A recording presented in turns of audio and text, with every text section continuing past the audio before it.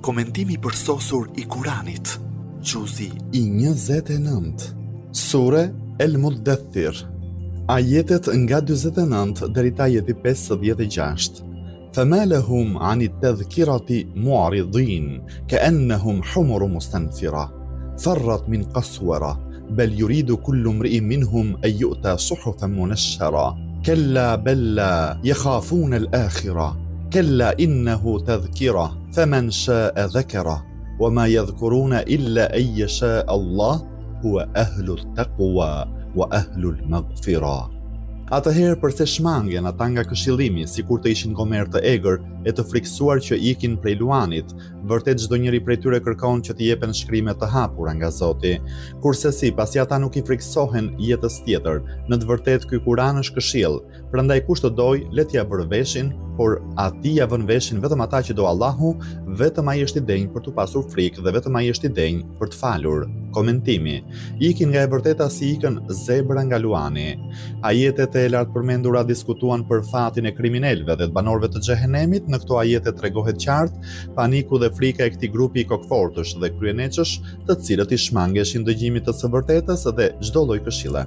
Ajetet 49 deri te ajeti 51 thon, atëherë përse shmangen ata nga këshillimi sikur të ishin gomer të egër e të friksuar që ikin prej luanit, përse largohen nga ilaçi shërues I Kuranit, përse vën dorën e refuzimit mbi kraharorin e mjekut të dhemshur, me të vërtetë është për t'u habitur.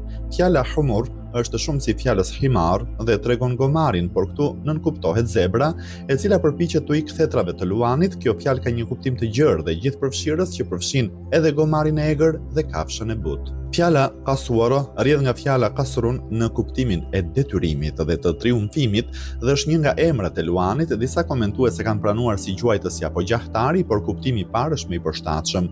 Dihet se zebra I friksohet shumë luanit, madje edhe kur dëgjon zërin e tij friksohet shumë, sillet si e çmendur. Kur luani afrohet një tufe të tyre, ato shpërndahen në mënyrë të çoroditur dhe vrapojnë në çdo drejtim që çudisin çdo shikues. Sidoqoftë, ky ajet është një shprehje shumë e qartë e elokuente për trishtimin dhe shmangjen e politeistëve nga ajetet jetëdhënëse kuranore. Ata I ka krahasuar me zebrën e cila është privuar nga intelekti. Kjo egërsiri shmanget çdo gjëje, ajo nuk pranon as këshilla. Megjithëse ishin ignorantë dhe të painformuar, ishin aq pretendues dhe mendjemdhenj, sa thoshin vërtet çdo njeri prej tyre kërkon që t'i jepen shkrimet të hapura nga Zoti.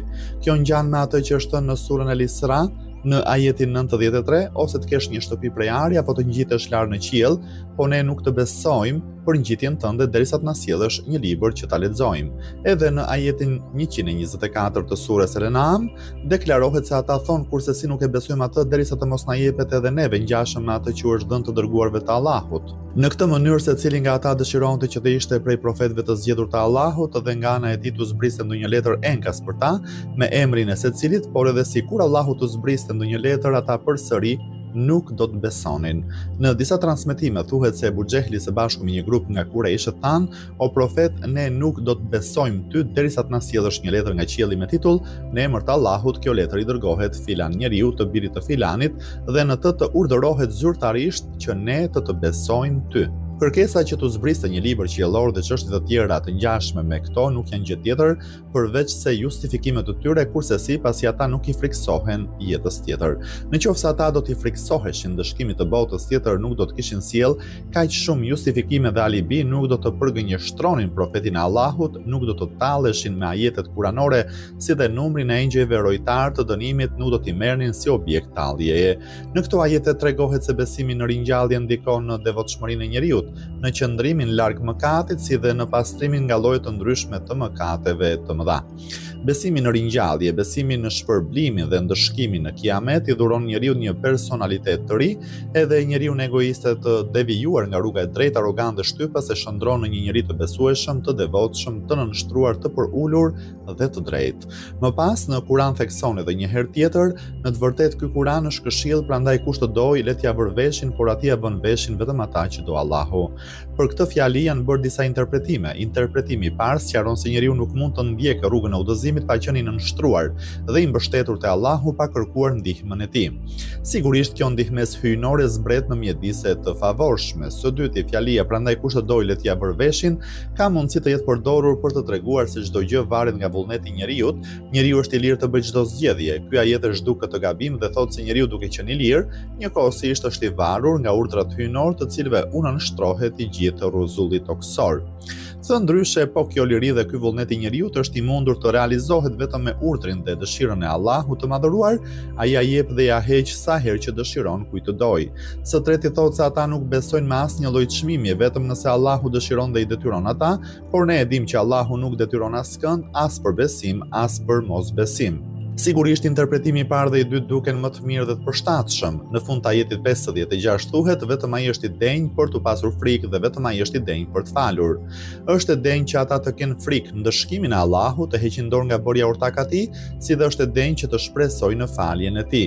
Kjo fjali flet për pozitën e frikës, shpresës, dënimit dhe faljes së Allahut, si dhe është arsyetim për ajetin e mëparshëm.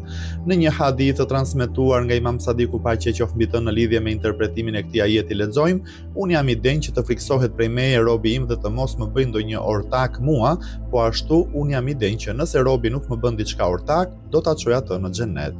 Edhe pse të gjithë komentuesit me sa kemi parë ne, devotshmërinë këtu e kanë interpretuar në kuptimin pasiv, pra kanë pohuar se Allahu është I denjë që politeizmi dhe mëkatimi të qëndrojnë larg Tij.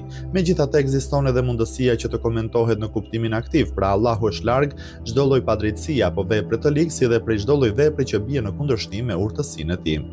Sidoqoftë, kjo sure filloi me urdhër për këshillim dhe përgjegjësi dhe përfundoi me ftesë për devotshmëri dhe premtim faljeje, pra këtu theksohet se vetëm me përulësi dhe përgjërim duhet I drejtohemi Allahut. O Zoti im, të lutem na bëj neve prej të devotshmëve dhe të falurve prej Teje. O Zoti im, të lutem, nuk do të arrijm asgjëkund pa ndihmën dhe vullnetin tënd, kështu që na përfshi neve në mirësinë tënde të pafundme. O Zoti im, kurthi është I vështirë, rruga është plot kthesa dhe djalli është I gatshëm të na josh, kalimi kësaj rruge është I pamundur pa ndihmën tënde, prandaj të lutem na ndihmo neve.